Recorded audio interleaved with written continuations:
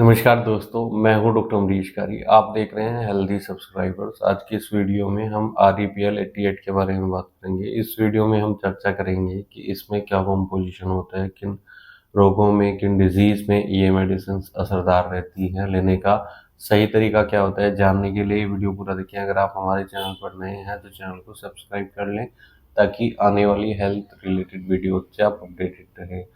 इस दवाई का नाम रिंगवॉर्म रखा गया है, वो इसलिए क्योंकि ये दवाई रिंगवॉर्म में पेशेंट को दी जाती है, आम भाषा में जिसे दाद कहा जाता है।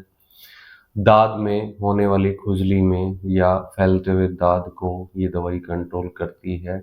उसमें होने वाली जलन, रेडनेस, इन्फ्लामेशन को कंट्रोल करती है। तो रिंगवॉर्म पेशेंट को शरीर पर कहीं भी हो, लेकिन खास तौर पर अगर बैक ऑफ हैंड या बैक ऑफ फीट पर अगर पेशेंट को देखा जाए रिंगवॉर्म, या फिर कानों के पीछे हो गया हो, तो ऐसे केसेस में बहुत असरदार रहती है।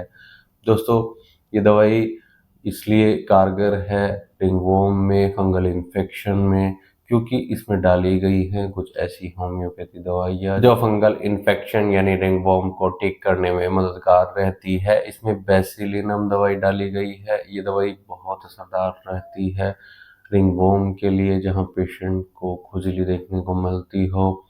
एलोपीसिया अरेटा में भी ये दवाई दी जाती है। इसमें सल्फर डाली गई है स्किन डिजीज में, जहां पेशेंट को इचिंग देखने को मिलती हो, खुजली बहुत ज़्यादा होती हो, स्क्रैच जहां पर हो गए हैं पेशेंट को खुजलाते खुजलाते, ऐसी कंडीशन में चाहे वो कोई भी डिजीज हो तो ये दवाई बहुत असरदार रहती है। अनहेल्दी स्किन में जहाँ पेशेंट को स्किन डिजीज हो जाती है, फंगल इन्फेक्शन हो जाता है, तो ऐसे केसेस में दवाई दी जाती है।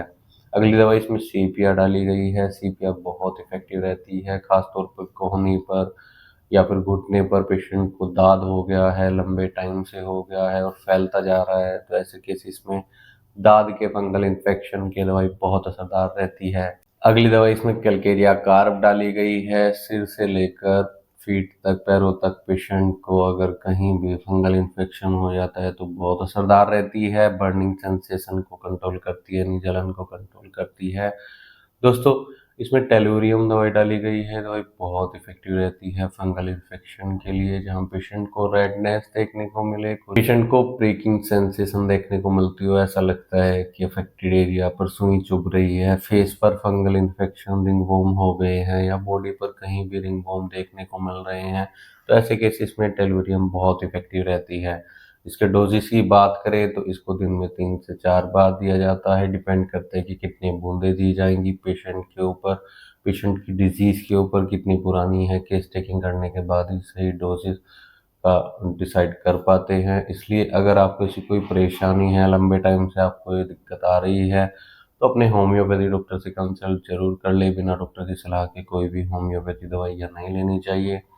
इसके लिए आप दिए गए व्हाट्सएप नंबर पर हमसे संपर्क कर इलाज या सलाह ले सकते हैं। वीडियो देखने के लिए धन्यवाद। चैनल को सब्सक्राइब करें और कमेंट सेक्शन में ज़रूर बताएं कि हमारी वीडियोस आपको कैसी लगती हैं। Thank you.